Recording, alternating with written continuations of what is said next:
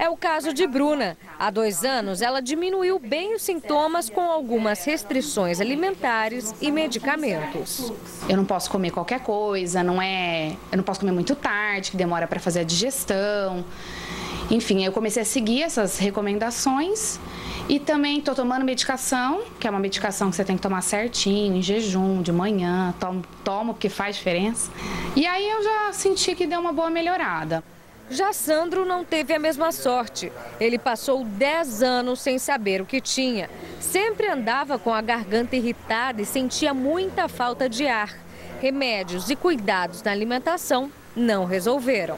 Pelos sintomas diziam que era asma, falavam que era alergia, rinite alérgica.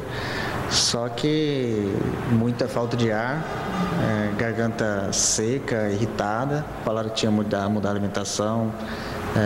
Como deitar, a forma que a cama tinha que ficar, só que nada disso resolveu, né? Com tantos desconfortos, ele decidiu realizar uma cirurgia há pouco mais de 1 ano e corrigiu o problema.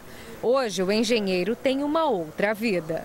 A alimentação normal, não tem restrição de nada, não tem quanto à posição de deitar, não tem, pode comer, deitar, não podia, tinha que ficar 2 horas sem deitar.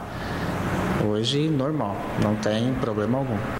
Deve ser um alívio. E nós convidamos o médico Luiz de Paula Vasconcelos, que é especialista em doenças do aparelho digestivo, para conversar mais sobre esse assunto e esclarecer as dúvidas dos nossos telespectadores. Tudo bem, doutor? Tudo bom, e você? Muito obrigada pela presença, por ter aceito o nosso convite. Boa tarde, doutor. Já que a reportagem encerrou aí falando sobre cirurgia, vamos começar o nosso bate-papo sobre esse assunto. É grande o número de pessoas que precisa desse recurso ou isso só acontece mesmo em casos extremos? Não, aproximadamente 5% dos pacientes que têm refluxo são candidatos a uma possibilidade cirúrgica, né? Na maioria das vezes, esse paciente tem uma intratabilidade clínica, ou seja, ele faz o uso do medicamento, né? E mesmo assim tem um sintoma. Outra possibilidade é uma dependência medicamentosa, que é aquele paciente que precisa do uso contínuo do medicamento para ficar assintomático. Quando ele interrompe o tratamento, volta todos os sintomas. E em casos graves da doença, né?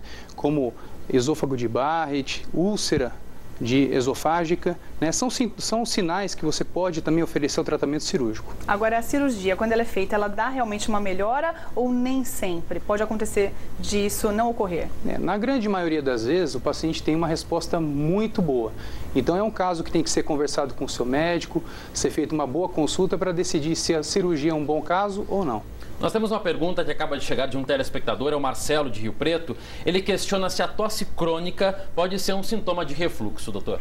Pode sim, a tosse é um dos sintomas atípicos do refluxo, mas primeiramente para você poder pensar que é em decorrência de um refluxo, tem que procurar um otorrino, fazer uma avaliação completa, mas pode ser sim um sintoma de refluxo. Mas a pessoa pode ter o refluxo e não apresentar sintomas, doutor? Pode, existem casos em que a pessoa tem um refluxo assintomático que acaba sendo diagnosticado na maioria das vezes com uma endoscopia digestiva alta. Eu gostaria que o senhor explicasse o que acontece no corpo, por que o refluxo ocorre? O refluxo ocorre porque existe uma válvula na transição do esôfago para o estômago chamado esfíncter esofágico inferior.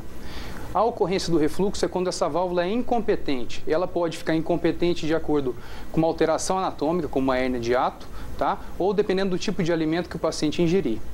A gente viu aí na reportagem alguns tratamentos. Vamos reforçar. Quais são os mais comuns para esse problema? Bom, inicialmente existe um tratamento medicamentoso, mas eu sempre reforço a possibilidade de fazer um tratamento mais efetivo com dieta, tá? E mudança dos comportamentos. Na dieta, o paciente deve evitar o excesso de café, refrigerante, bebida alcoólica, alimentos muito gordurosos e fritura, alimentos ácidos e condimentados. Em relação ao dia a dia do paciente, ele deve evitar se alimentar em grande quantidade, deve se alimentar em pequena quantidade várias vezes ao dia, evitar de comer e deitar logo em seguida, né? E perder peso quando o paciente for obeso ou sobrepeso. Doutor, como nós vimos também na reportagem, o refluxo acaba provocando outros problemas de saúde. O sono, por exemplo, acaba prejudicando. O que a pessoa pode fazer para reduzir ou evitar esses transtornos aí? Olha, o paciente pode evitar de fazer uma alimentação muito volumosa à noite. Ele pode também elevar a cabeceira da cama mais ou menos 15 centímetros para que o paciente não fique numa posição horizontal e dar um intervalo de 1h30 a 2 horas entre a última alimentação e o momento que ele for se deitar. Tá certo, doutor. Muito obrigado. Doutor Luiz de Paula Vasconcelos participando aqui do estúdio. Muito obrigada. Nada. Obrigado pela entrevista.